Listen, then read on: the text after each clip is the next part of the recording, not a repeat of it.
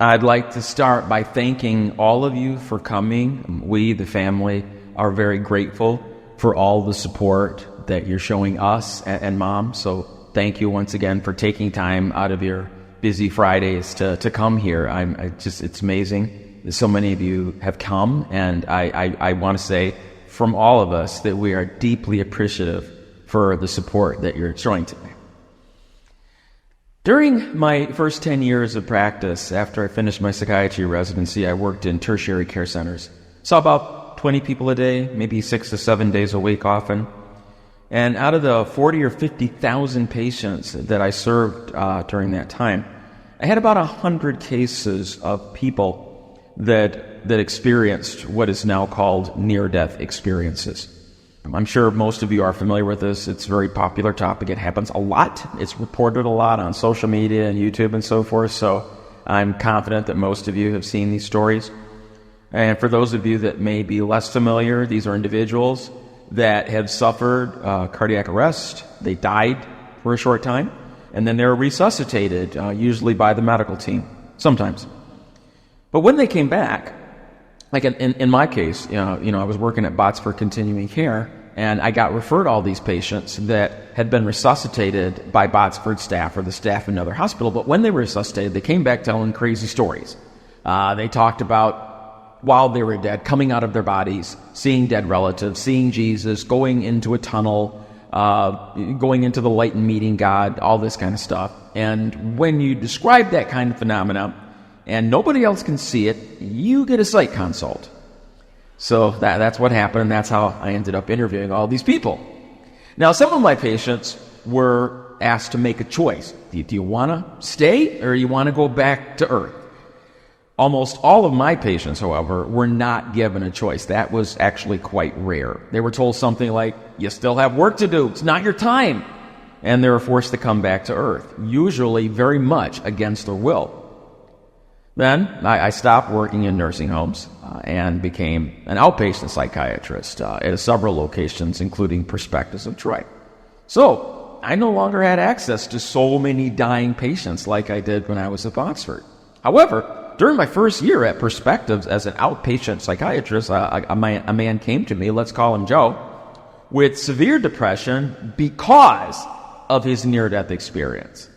Now, your first thought, is probably, he had a bad one. He's one of those people that had the hell experiences, because those do happen. They're very real, and they're very terrifying. I don't think there has been a movie that can depict the horror that people describe when they describe their actual hell experiences. So those are bad. But he didn't have one of those.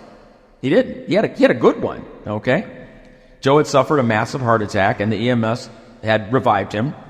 But during the moments he was dead, he described being shot through a long tunnel, and at the end of the tunnel was this light of unmatched brilliance. He said it was so bright that if you saw it with human eyes, it would blind you. And I hear this from patients all the time. I'm very familiar with the tunnel and very familiar with the description of that light, because everybody describes it the same way. Now, like everybody else, he mentioned that as you get closer to that light, the more you realize, that the light is God. Okay, you have to. Now, not everybody realizes that, because I've had patients that went into the light and they didn't get very far along, and when they came back, they thought it was a train tunnel. And I've actually had patients describe the light as a train, an oncoming train. Okay, but they didn't get very far. But people that make it far enough, when you get close to it, everybody says, "Oh, that's God." You just know it. You don't know how you know it, but you know that light at the end of the tunnel is God. But another thing happens, besides the realization that the light is God, is this subjective feeling of intense euphoria. They feel awesome. They feel a euphoria that is 1 trillion times more intense than any high you can possibly experience on Earth. Higher than cocaine, higher than fentanyl. I mean, it's a euphoria that just... There is no dopamine stimulation that can possibly happen in your body that will match the euphoria that people experience when they get to the end of that light. Okay? Everybody who has this experience reports the same thing. They feel not only euphoric, but at peace and entirely fulfilled and at home all at the same time. They say they know with an absolute knowledge that this is where they came from. They know that they belong with their Creator. All right? In fact, this knowledge comes with the wondering, why didn't I acknowledge this earlier? Because a part of me has always known that this is where I come from and this is where I belong. You know that He loves you. You know that He's been with you your whole life. He's experienced, nobody in the world has been with you through everything you've done. I mean, it would require a Siamese twin to be that close to you, to know everything that you've gone. But even your Siamese twin is not able to read your thoughts as you're going through life. God has. He did. And in spite of all the crappy things you've thought and all the bad things you've done, He still loves you and is sincerely happy to be with you. That's what that experience is like. And I've heard it not just from Joe, but from many other patients as well. So Joe's there, standing before Christ. He's feeling the euphoria, the belonging, the intense fulfillment. And he's like, this is where I belong. And then his thoughts took a different turn. A question. Why wasn't I born here? Why did I have to suffer on earth for so many years? This is perfection. It's everything I've always wanted, and I never want to leave this place right now, right here. This is it. I am where I want to be. For the first time, I am completely where I want to be. Don't want to leave this very spot. So, God shows him his life review, and Joe sees everything, panoramic view, including he saw his whole life from the time he was born all the way till he crossed over. He sees the bad choices, the bad behaviors, and the consequences of his selfish, negative, antisocial behaviors. But he also sees the kindnesses he'd done and the ripple effects of those, the good thing that he did, the acts of self-sacrifice, right? And the life review it's not, I mean, so many people get these. And what people will tell you is the attitude is not that God uses them to condemn you, but to teach. Because all of the people, all the ones we hear about are the people that came back. We don't hear the stories of the people that stayed. And so these life reviews are given to the people that he's going to send back as education. Look, take a look at your life. Look at the consequences of your choices. Now, when I send you back, I want you to do better. Learn from what you've seen in these videos that you've just observed. All right? And he tells Joe, sending you back, not your time. And Joe's like, no! But it's not his choice. He gets shoved back down that tunnel, right back into his body. Now, why was he seeing me? Because he didn't have any depression or anxiety before his near-death experience. He was fine. But after that experience, he couldn't help but compare his life on earth to what he experienced in heaven. And the contrast was too much. He hated his life on earth. He knew what he was missing, and he was depressed. Earth is a cold, dark, lonely place full of pain and disappointment. He felt rejected by God and punished for having to return here. So, my job was to help him feel better. And I don't just want to help people with drugs. I talk, okay? A lot of psychiatrists don't do that. Well, if I can, I'll say something. In this particular case, my task was very simple. All I did was remind him of the life review. Remind him of the very words he had just told me. And I said, look, think about your near-death experience. Learn from it. That's why God sent you back, not to punish you, but that you could learn from that before you die again, because you will be going back. That life review it taught you that the purpose of life is it's love, man. Love your fellow man, all right? Treat people the way you want to be treated. Be merciful, be kind, be forgiving, and pursue your own personal relationship with God. Don't take that lightly. Pursue that. Don't ignore him. These are essential. Next time you go back there, what you want to hear from your Creator is God saying to you, well done, good job, good and faithful servant. You made it, and I'm happy to see you, and you did a great job. That is way better than when he says, hey, you know what? You can stay because you profess faith in Christ, and I did require that, and I promised I would accept you if you made that profession and you believed it. However, I'm very disappointed with the life you led. There's a lot more you could have accomplished, and I am disappointed. With what you had, you could have achieved much more. And I think I'm making that up and being harsh and that never happens. You'd be wrong in that assumption. I know people who've had near-death experiences, and that's exactly what Christ told him. There was one guy, I can even use his name, Carl Falcon, because he posted a YouTube video about it. All right, I've actually been in contact with Carl. We've talked about this. And that's what Jesus said to him. Exactly. He said, hey, you've made it. Your faith was enough. But as far as you having any good works to give you any kind of status in heaven, that's not happening. Your motives were wrong. Your motives were raw duty and fear, not love, not compassion. And so, no, and you need to do better. That's why he sent him back. Okay? Now, what's even worse is when you get there and you don't even get an audience with Jesus. You don't even make it that far. You go down. When you die, and the next thing you know, you're going down into a lake or down an escalator or down an elevator. That's going to be bad, because that means you're going to the not so good place. All right? So anyway, Joe went to the good place, but the contrast from heaven to here was just too much. But once I explained that, he actually accepted it. In fact, I only saw him a couple more times. He was fine after that. Right? I've heard firsthand what heaven is like.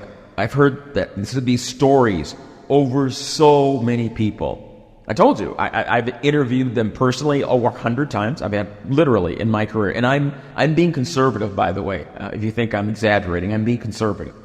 So I've had people I've interviewed face-to-face, and then people that I've talked to over the internet, and people, stories that I've seen as far as videos, and then hundreds, if not thousands, of stories that I've read in terms of near-death experiences. I've got a lot of stories in my head, and there are a lot of consistencies. And I'm pretty confident in these descriptions because I've heard them from multiple people. So let me just describe some of the things that seem to be common themes in people's near-death experience of heaven. Okay, one, when you're out there in nature, the grass is absolutely beautiful. People talk about the greenness of the grass there because it's a shade of green you've never seen. It is absolutely beautiful. The beauty of that green is not, you can't even describe it. It is so beautiful. And the grass and the wildflowers sing. They sing in this amazing harmony. And when your ears pick up this harmony, you go into this rapture, this, again, euphoria, like you just snorted some really good stuff times a billion. Okay, I mean, there's a lot of that going on. That euphoria sensation comes in all forms when you're there. All right, but you're not. In fact, your mental alertness is sharper, but you're feeling awesome. You can have conversations with dozens of people while you're there at the same time. People maintain conversations at the same time. Everything happens like now at the same time. Okay, we can't even imagine that. You can see in 360 degrees. So even though you might not have eyes in the back of your head, you can see back there. You're aware of everything that's happening all around you. When you jump, they say you can double jump. Heard that many times. So if you can jump, 3 feet in the air, well, there you can go like 6 to 10 feet. All right. So that's a thing. So clearly there's something going on with gravity over there. Now sometimes, and I've heard a few people describe this, and this is beautiful. This is really cool. He takes you in his hands, and he puts you inside of himself. He puts you into his chest. He puts you into his heart. And as you slip into his body, you're him. Suddenly, you're seeing through the eyes of God himself. You feel what God feels. And for a few moments, your mind expands a zillion times over, and you're able to experience the love that he has for all the people on earth. You're able to experience how he made everything work out for good. Even the things you never thought there was a reason for, even the bad things, you see how ultimately it serves a higher purpose. When he puts you inside of himself, you are overwhelmed with this love and knowledge. And when people come back to their lives on earth, they can't hold it. All they can do is remember that they used to have an IQ of 100 zillion, right? And then you get put back in your brain, and it's all gone. They just remember that they used to know more, but the specifics, you can't imagine attempting to download 100 terabytes of data to a 1.44 megabyte floppy disk. That floppy disk is not going to hold all that information, and that's what it's like coming back. Now, another thing, when you meet fellow people in heaven, all right? So I mentioned that you can talk to a bunch of people at the same time. Another thing that happens there is that respect. People you didn't know on earth will come up to you and talk to you like they've known you your whole life, right? And it's not just that you sense that they love you. You can't lie in heaven, by the way. You can't. I mean, you have a thought and everybody knows what you just thought. So it's like there's no secrets. But the other thing is people respect you so much. It's like you're their boss at work and they're like, hello, Mr. Jones. Hello, Mr. Howard. Hello, Mr. Smith. Hello, Mrs. Tom. You know, they treat you with such respect as though you outrank them in some ways. And that's another consistent thing about heaven. So those are some consistent findings, and I'm really impressed with that place as a whole. And I see why it's not described in the Bible in specifics, because it's hard to comprehend. Today, I think it's easier because of our computer lingo and everything. We can get a better idea as to these kinds of experiences, but it's still complicated. It's a different existence over there. We are ourselves, but it's a different world. I mourn the loss of my mother. Life on earth will never be the same for us. Thanksgiving, Christmas, birthdays, all holidays will never be the same without her. But I'm happy for her. She graduated with honors. I'm 100% confident that she's in heaven. And all those stories of heaven that I just told you, that I've heard throughout all these years, all those stories, they are now true for her. It's not like one day, by and by, she's there. She is young again. That's the other thing. People in heaven, there's nobody over like 35 there. Doesn't matter how old you were when you died, when you see them again, they're somewhere between 20 and 35. Everybody. There's no people bent over wearing glasses, no people overweight, yahoo, right? Okay? No wrinkles, no, not even gray hair. So you are the best version of yourself. Photoshop, big time. Okay, so think about the best Photoshop version of you who's like ripped and got all your curves, all your muscles. Well, that's what you look like in heaven, apparently. Okay. So mom's going to be beautiful, again, absolutely, and for eternity. She's with God, she's reunited with family, friends, and she is happy. In fact, she's experiencing more intense joy and happiness now than we can possibly imagine. We can't. I believe that when God pulled her from her body, he said to her, well done, good and faithful servant. Now, I realize this is a funeral and I'm her son. And of course, family's going to say something like that, and the pastors are going to say something like that about the deceased. And so I don't want you to think of this as a line from a funeral. I'm going to explain. Why do I think that mom got a well done, good and faithful servant? Because I don't think the majority of believers are going to get such a high five. I really wonder about that. But I'm confident that she did. Here's why I say that. So first, she absolutely expressed genuine faith in Christ, as opposed to simply adopting a religious persona as some kind of virtue signal. That was not her. Now, how can you tell the difference between somebody with a personal relationship with Christ versus somebody putting on mostly a religious act? Well, merely religious people tend not to grow in the qualities that matter most to God. Merely religious people do not grow like that. They may attend church. They may be familiar enough with the Bible to use it, to beat others over the head with it and show everybody else how much more spiritual they are than them, so they can, they can use it to get the honor or status. But what's missing Well, a lot of agape love is missing. As we grow, that's something that should increase if we have a real relationship with God. Now, agape love, these are acts of kindness, of self-sacrifice. Acts of kindness and self-sacrifice to people that aren't able to pay you back. Where's the mercy?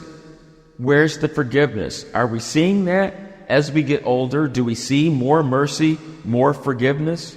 Mom wasn't perfect. Nobody is. But I saw her mature and grow throughout the years. Before I went to college, she never went to church. Okay, except maybe on holidays. Before that, she wasn't involved in choir or any Bible studies, not that I saw. But then she started doing those things. She started going and doing the Bible studies and the devotions. And she, as she started doing those things more and more, her character changed, and she turned into what most of us know. In heaven, I have no doubt that she will have more status than most of us. Jesus often said that in heaven, many who are first here will be last, and many who are last will be first. He said this over and over again. His followers kept on getting into arguments about who amongst them would have the most status in heaven. I think it probably irritated Jesus. It doesn't say that he was irritated in the Bible, but it happened twice. So I imagine the second time he probably rolled his eyes and said, seriously, this again? What is wrong with you guys? Like I said, status in heaven isn't like it is here on earth. On earth here, people at the top lord their superiority over the underlings. They treat them accordingly. In heaven, those that spent their earthly lives serving others will have the highest status. People that use their abilities on earth to serve others will have the highest status in heaven. Now, how does that relate to Mom? How does it relate to Marybelle Guy? Well, give me some examples. When Uncle Ross, my mother's younger brother, was dying of multiple myeloma, he required considerable care. And several people took care of him. Mom took care of him the longest. But, for about a week, I think I was giving Mom a break there. For about a week, I took care of him. Actually, it was 3 days, but it felt like a week. That was really hard. It was a lot of work. He was not easy to please, for one thing. Anyway, after going through that ordeal, it gave me a very deep appreciation for my mother. An appreciation that, honestly, I didn't have before. I just assumed that she did that stuff because, that's what moms do. But after that experience, I realized, wow, amazing. She that's incredible. Wow. And Mom took care of dying loved ones for months.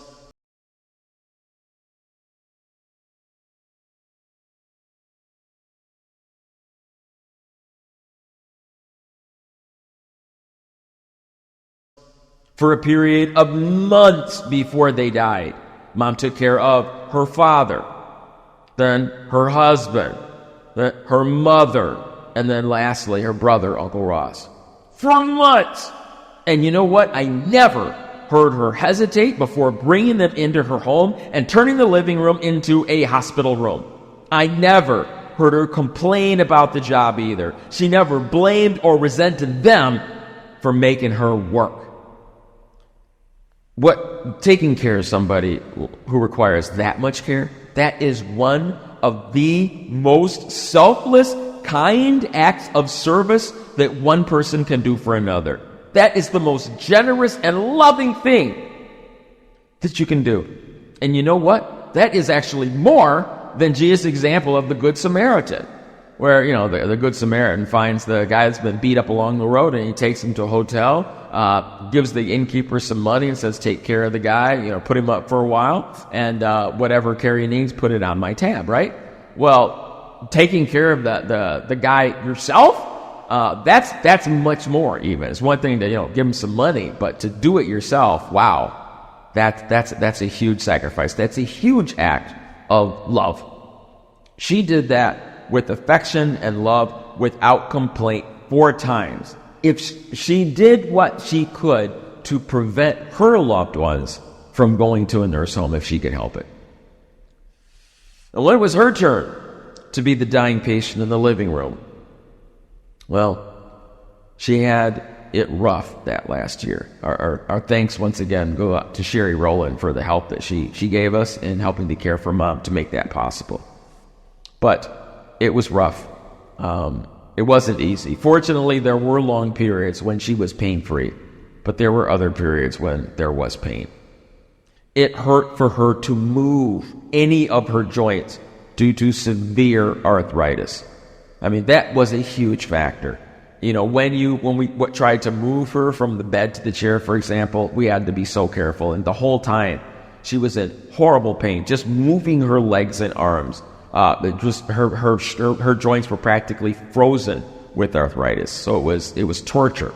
Because of the massive blood loss and the heel wound and the bone infection in her heel that eventually contributed to her death, she was in pain and couldn't walk. She was paralyzed, essentially paralyzed for that last year and confined to bed.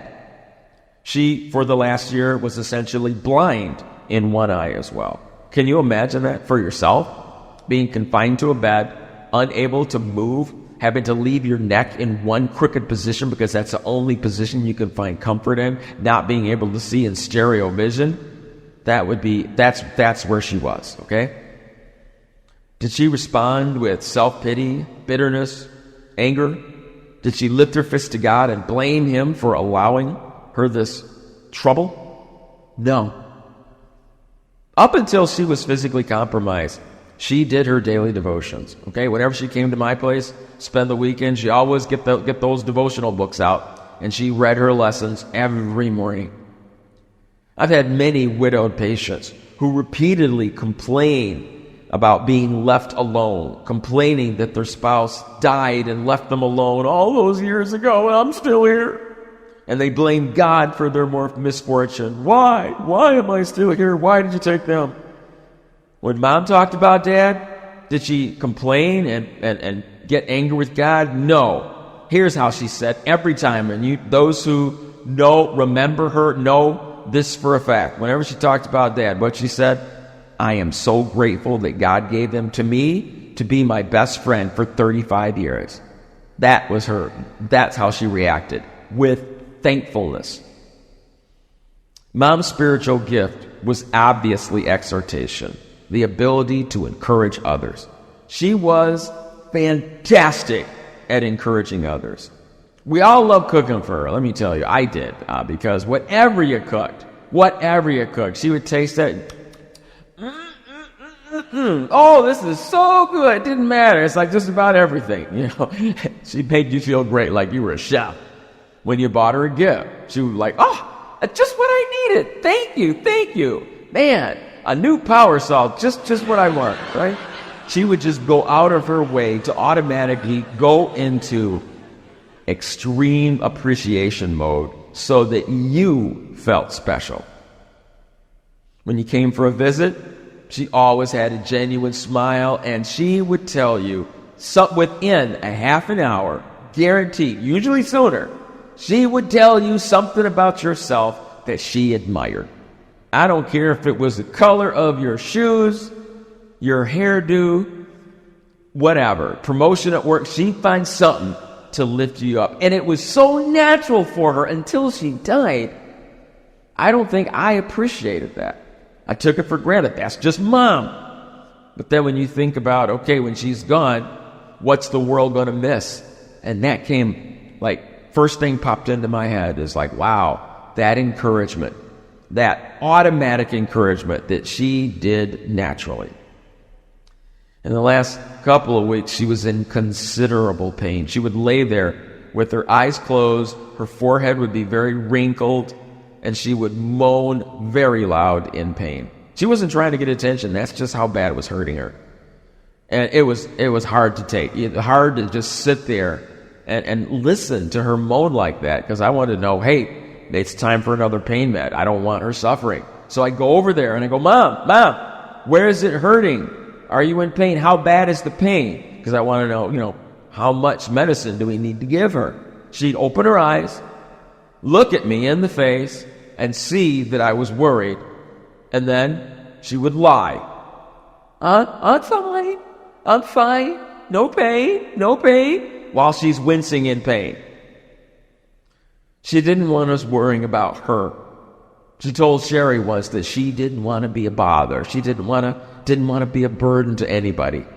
She was so concerned about helping others feel better and feel comfort, even though it cost her. I took a video of her from about a week before she died when Pastor Tony and his wife came to the house and were singing at her bedside. Same song that they're going to sing today. And after they finished singing, she struggled to get words out because by this time her brain had taken a lot of hits and it was hard for her to put words together. Brought me from a mighty long way. Let me see another day. But she struggled at it, but she did. She found the right words. And so after her smile, she told them that they were good enough to be on television. Oh, no, not really. That's what she got out. She served God all the way to the end by encouraging us. She's gone to heaven, true, but there is a bunch of her in the lives of all of the people that she encouraged. She influenced all of us in a huge way. Without her, we would not be the same people that we are. Some people feel that obeying God by serving others means that you're a doormat and you'll have no honor or status in life and you'll be unfulfilled and depressed. I'm going to be a doormat for God. I'm going to treat others better than myself and they're going to walk all over me and not respect me, but I'm going to do it for the Lord. For all of us that experienced Marybelle Guy, she showed us that you can serve others. You can use your God-given gifts to honor and lift others up and serve them and have a happy life, a fulfilled life, an honorable life. All right? Nobody here is going to accuse Mom of not being happy. Okay, you can't do that. And I would add that she was an example of somebody who is going to have a super honorable, high status afterlife. Thank you for listening. Bye.